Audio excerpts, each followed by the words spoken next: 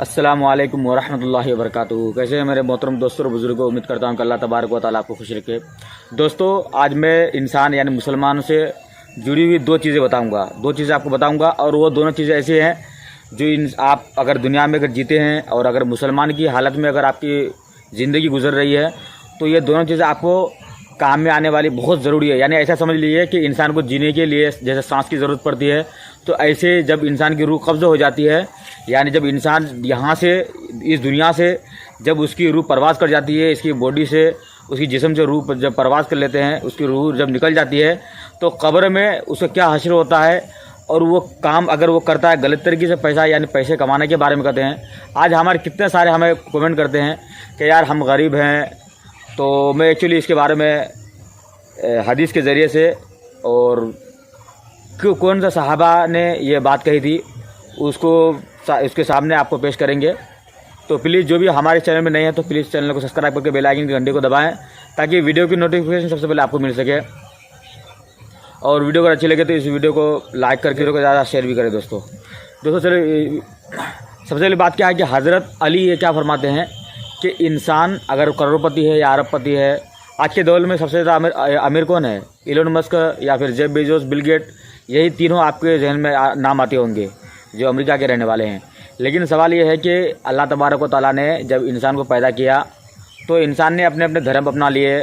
कोई मुसलमान है तो कोई यहूदी है, कोई नसरानी है और किसी और पता नहीं कितने सारे और ममालिक हैं और कितने सारे ऐसे मज़ाहिब हैं जिसे हम नावाकिफ़ हैं। तो सबसे पहली बात यह है कि हज़रत अली क्या फरमाते हैं कि इंसान अगर दौलत कमाता है और वो क्या कहता है कि जैसे सहाबा ज़िंदगी गुजार के गए, सहाबा ऐसे थोड़ी थे कि ज़िंदगी ऐसे गुजार के चले गए। सहाबा ने जैसे ज़िंदगी गुजारी, सहाबा के पास क्या थे? उनको अल्लाह तबारक व तआला ने नमाज दिया, कुरान दिया, हज और जो इस्लाम के 5 अहकाम थे उन तमाम अहकाम को अल्लाह तबारक व तआला ने नाज़िल करके फरमाया कि हदीस में आता है कि बुनियल इस्लाम अला खमसीन, कि इस्लाम की बुनियाद वो 5 चीज़ों पर है। इन तमाम चीज़ों को उसने राइज किए। लेकिन हज़रत अली क्या फरमाते हैं कि कोई इंसान के पास लाखों करोड़, देखिए पैसा होना ये अमीरी की बात नहीं है, इंसान के पास लाखों करोड़ रुपया है लेकिन खर्च करने के लिए उसको दिल नहीं चाहता, तो ऐसे दौलत से क्या फ़ायदा?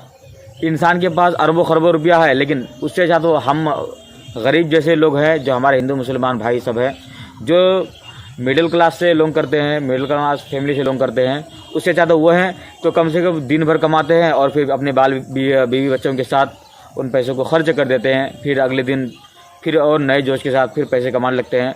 और क्योंकि उसको ज़िंदगी की परवाह नहीं होती कि नहीं हमें कोई मार देने वाला होगा। लेकिन हमने कितने सारे अरबों खरबों इंसान देखे जिनका नाम और लिस्ट जो है वो अमीरों पर शुमार किया जाता है, लेकिन उसके पास पैसे खर्च करने के लिए टाइम नहीं है, पैसे कमाने के। वो ये समझते हैं कि दुनिया में हमें जीना है और जब दुनिया से चले जाएंगे तो हमें कुछ पूछने वाला नहीं होगा। लेकिन जो भी मुसलमान है और मुसलमान होने के बाद जो अपनी ज़िंदगी जी रहा है तो वो ये सोचता है कि नहीं हमें यहाँ से मर के जाना है दुनिया में और मर के जाने के बाद हमें अल्लाह तबारक व तआला को हिसाब भी देना है। तो इसी वजह से वो जो भी पैसा कमाएगा तो उसका सदका और ज़कात और फितरा वगैरह निकालता है। और इसी तरह की बहुत सारी ऐसी बातें हैं जो इंसान मुसलमान जो है गफलतें बरतते जा रहा है। आज 100 रुपया निकालना मुश्किल हो जाता है। कब? जब वही 100 रुपया मस्जिद में देने की बात आती हो, जब वही 100 रुपया किसी दान खैरात में देने की बात आती हो, जब वही 100 रुपया किसी मजबूर और लाचार लोगों पर खर्च करने की बात आती हो। लेकिन वही 100 रुपया बहुत छोटा लगता है हमें। क्यों छोटा लगता है? कि जब वो 100 रुपया अगर हम किसी शॉपिंग करने जाते हैं या कोई कपड़ा ख़रीदने जाते हैं तो वो 100 रुपया हमें बहुत छोटा लगता है। क्यों छोटा लगता है? कि ये जो है बाज़ारी यानी बाज़ार और मार्केट में जो हम पैसे खर्च करते हैं वो बहुत छोटे लगते हैं। लेकिन अल्लाह के दीन के पीछे जो काम होना चाहिए जो पैसे के एतबार से होता है और भी हैं जो नमाज रोज़ा हज ज़कात के ज़रिए से हो ही रहा है। लेकिन किसी को अगर बिल्डिंग बनानी हो, किसी को और बहुत सारे काम है जो दुनियावी काम है, दुनिया में जीना है तो दुनिया के काम करने ही पड़ेंगे। तो ऐसे बहुत सारे ऐसे काम है जो इंसान अगर करता है तो ये सोचता है कि अगर हम ये काम करेंगे, यहाँ पैसे लगाएंगे, यहाँ पैसे इन्वेस्ट करेंगे تو ہمارے پیسے یوں ہی برباد چلے جائیں گے۔ میرے محترم دوستوں اور بزرگوں، حضرت علی نے کیا فرمایا کہ انسان اگر روپیہ کمائے اور روپیہ کماتا جائے اس کو یہ گمان نہ ہو کہ ہم جو روپیہ کما رہے ہیں، یہ روپیہ کمانا اور حلال طریقے سے کمانا اور حرام طریقے سے بچنا، اور زکوٰۃ اور صدقہ جو ہے اسلام کے جو پابندیاں ہیں، اسلام کے اندر جو قوانین بنائے گئے ہیں اور قانون جو ہے ہندوستان کے اندر، ان تمام کو مان کر چلنا، یہ وہی مسلمان کر سکتا ہے، وہی ہمارے بھائی کر سکتے ہیں جس کو اللہ تبارک و تعالیٰ نے عقل سلیم کے ساتھ ساتھ ایمان کی دولت سے بھی نوازا ہو۔ لیکن آج دیکھا جاتا ہے کہ آج ہندوؤں کے پاس بہت زیادہ پیسے ہیں۔ پیسہ ہونا کوئی بڑی بات نہیں ہے۔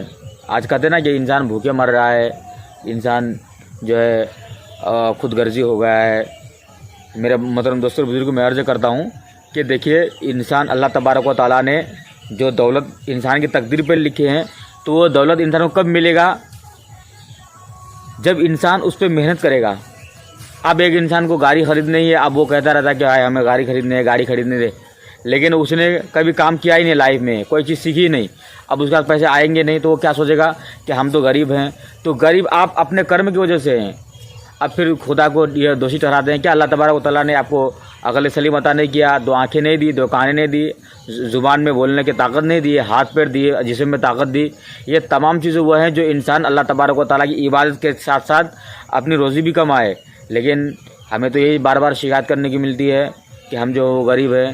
میرے محترم دوستوں اور بزرگوں، غریب ہم اور آپ نہیں ہیں، غریب وہ ہیں جو اتنوں اربوں خربوں روپیہ ہونے کے باوجود بھی اس کا دل جو ہے وہ خرچ کرنے کو نہیں چاہتا۔ سمجھے؟ بہت سارے ایسے ہیں۔ اور یہ جہاں جو وہ مسائل جو بیان کیے کہ حضرت علی جو فرماتے ہیں، وہ اس وجہ سے فرماتے ہیں کہ حضرت علی جو ہے وہ بہت بڑے صحابی رسول ہیں، مگر وہ اس نے جو تعلیم دی تھی تو کہیں بہت سارے ایسے معاشرے میں حضرت علی کو بہت بڑا مرتبہ دے دیتے ہیں اور کہیں حضرت عمر کو مرتبہ دے دیتے ہیں، یعنی اس کو بہت جگہ ایسا ہے کہ نبی ٹھہراتے ہیں۔